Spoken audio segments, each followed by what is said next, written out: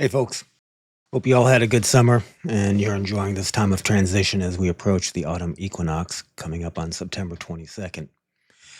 Now, what I planned on talking about was just some odds and ends I've been up to during these past few months, including comments on the family sweat we did a bit ago, modifying the kydex sheath on my scout knife, repairing the tip of a talking drumstick, some garden stuff, and some upcoming online events. But I want to make a brief side trip towards the autumn equinox and what it means. Why? Well, there's a lot of crazy stuff happening right now, right? Assassinations, recriminations, dehumanizations.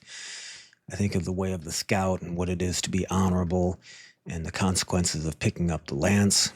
I think of Charlie Kirk, Oswald Spengler, Robert Pirsig, Miles Davis, Bernie Sanders, Arnold Toynbee, Donald Trump, or it's a crazy maelstrom of thoughts and emotions that isn't making sense at the moment.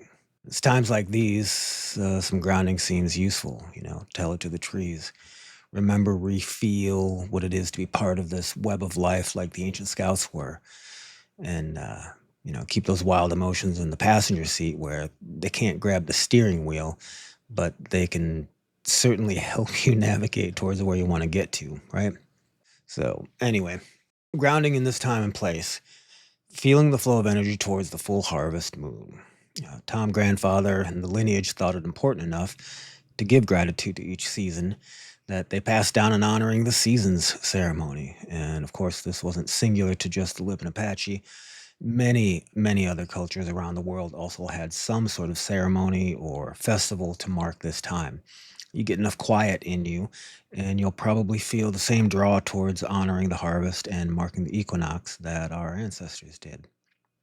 So the autumnal equinox occurs every year, usually September 22nd or 23rd. It varies because the Earth's orbit around the sun isn't exactly 365 days. And it's the time when the Earth's axis isn't tilted towards or away from the sun, and the length of daytime and nighttime is pretty much even. In the northern hemisphere, this marks the beginning of autumn. In the south, it's the vernal equinox and marks the beginning of spring. So to help visualize what's going on here, this animation starts off with the sun's position at noon on the winter solstice of last year at about 41 degrees northern latitude. That's where I'm at. As the animation begins, you see the sun get higher in the sky as the days get longer and the nights get shorter until they are about the same on the solstice. Then the sun continues to climb higher in the sky. Each day gets longer, each night shorter. Then the summer solstice happens and the sun is at its highest point in the horizon, and it's the longest day of the year. Then the sun will get lower on the horizon each day and the nights get longer. And then, like the spring equinox, the length of day and night will be about the same on the equinox in autumn. After which the nights get longer, the sun continues to peer lower on the horizon each day until we reach the winter solstice and the cycle is repeated. And the sun actually moves not straight up and down the horizon, but in this kind of cool figure eight pattern. By the way, that animation is courtesy of the University of Nebraska-Lincoln's astronomy department. They've got a lot of interesting simulators to check out. That link's below. Now, here in the northern hemisphere, of course, it's the time of gratitude for the harvest, preparation for the cold and dark of winter, and maybe consideration of balance. Where are we out of equilibrium? What will we need to bring into the light for attention and growth in the new year? And what do we need to put to bed for renewal or recycling into something more useful? It's sort of like the beginning of the process of planting your garden, right? You're not thinking about planting the seeds so much as you are just considering what seeds you'll need to plant and what seeds you no longer want. So, moving on. First up, some miscellaneous observations from the family sweat we did on the 4th of July weekend. The bent sapling structure was 8 feet in diameter. No willows are in this area, but there's a lot of black walnut saplings competing for space. So I mainly used those that I had thinned out to build this structure. The diameter at their base was about the same as a circle made with a thumb and index finger. Not the most flexible saplings, broke 2 in the bending process, but it wasn't a big deal. I had gathered extra because I thought that might be the case. Earlier, we'd had a windstorm that knocked down a silver maple tree, so I had cut it up to season for a year and was able to more than replace the previously seasoned firewood that I stole from my dad for the sweat fire. The wood pile here is about 6 feet long, 3.5 feet high, and about 16 inches wide. We heated 8 stones. Took about 3 hours with a moderate wind to get them glowing, but it was over 4 hours before we actually loaded them into the sweat. So the fire went on for a little bit longer than we needed to.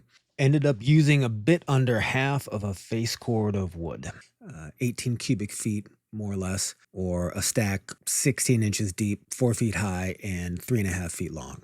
So for reference, this is a full cord of wood, 4 feet by 8 feet by 4 feet, or 128 cubic feet. This is a face cord, which is basically 1/3 of a full cord. The wood is cut 16 inches in length. The stack is 4 feet high by 8 feet long. For the sweat fire, we had used 18 cubic feet of firewood, more or less, and that is almost half of a face cord, which is shown here. And then here's how much we actually burned. Anyway, it was a good sweat with the kids and their mom. I've had this Tom Brown Jr. Scout knife made by Tops Knives for maybe 15 years, something like that. Anyway, the kydex sheath had loosened up over the years and wasn't really holding the knife securely. I drilled a couple holes and used some micro cord, this stuff, I think Dax McMillan turned me onto this, to secure it tighter with a ligature knot, sometimes called a surgeon's knot, with an extra throw in it. I probably should have used a constrictor knot to make it even more secure. You can see a constrictor knot is sort of like a clove hitch, though a clove hitch is a bit unreliable. Here's how to tie a constrictor knot. You can see it starts off as sort of a clove hitch, but instead of taking that standing end and tucking it underneath of itself alongside the working end, you're going to take it and you're going to wrap it around itself like that, like the first part of a square knot. You're going to snug that up and then make sure that initial wrap is over top of that turn.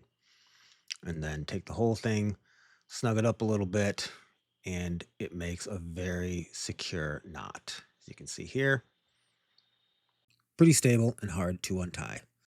Growing pumpkins this year, these are Cinderella pumpkins, very good for eating. You can store them for 2 to 3 months, maybe 4, as long as it's in a cool, dark, dry place with some straw underneath and good ventilation. Also have some barnyard grass, the coyote of the plant kingdom, Echinocloa cruce-galli. It's among the most noxious weeds in the world due to its superior biology and tremendous ecological adaptations. It's got an amazing root system. And it causes substantial yield losses in many crops, especially rice, probably because barnyard grass will suck out the majority of all the available nitrogen from the soil. I was going to let it go to seed so I could try grinding and adding it to some sourdough bread, but I think I will give it its own place far away from my garden. Here's some yellow foxtail. I've made ash cakes with 20% giant foxtail seed flour, but never played with yellow foxtail. Maybe later this year. So a talking drum is usually held under one arm with a support strap around your shoulder and played with a curved stick like this one. One of my sticks had lost its tip after the last drum circle, so I carved a new one out of some Osage orange that actually goes into that old stick about 1.5 inches to be secure. To ease the impact on the drum head, I wanted to attach some leather to it. I had this gnarly old strip of deer rawhide that I coated the end of with some old oxidized salve, which was probably 5 parts or so olive oil and 1 part beeswax, and pounded it out. And then more salve and more gentle pounding. Then I let it dry for a day or so, and it turned out pretty flexible. You can hear the difference in sound here.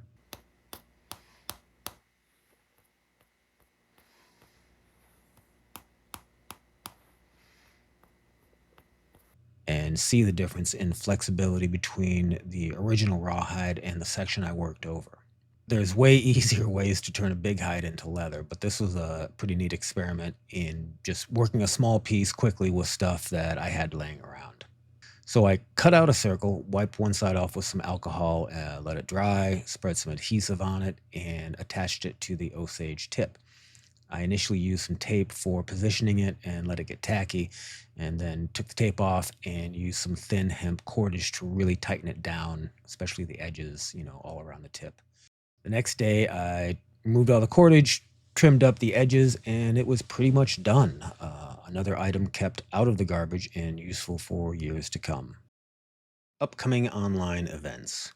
No firm dates for these, but here's a few things coming up. In early October, I'll be producing the Skills Put to the Test class for the Tracker School, which was postponed a few months ago. We'll also be holding the second Tracker Stories online gathering later that month. This month, on September 21st at 12 noon Eastern, there will be a follow-up session for the drums and drumming class that was held back in May. It'll be pretty informal, so bring whatever questions and observations you have, or just bring a good story. And if you have everything you need to put a drum together and you haven't yet, now is the time to do it so that you've got something to play to honor the beginning of the autumn season, the fall equinox on the 22nd. Another gathering in the works was actually inspired by the success of the Tracker Stories online gathering. This series will be called Lineage Stories. The focus will be on folks who, having absorbed the teachings of Stalking Wolf and his lineage through the Tracker School or Tom's books, these folks have gone on to incorporate that wisdom and the practices and the skills into their own path. And that process of learning and integration and growth should be fascinating to hear about, as well as useful to each of us in its own way. I think that's all for now. Much appreciation for those that are still watching. You can hit the like button or subscribe if you want, but I don't really care. I'm going to do this anyway until it doesn't seem useful anymore. Y'all have my gratitude, especially you, old man. See ya.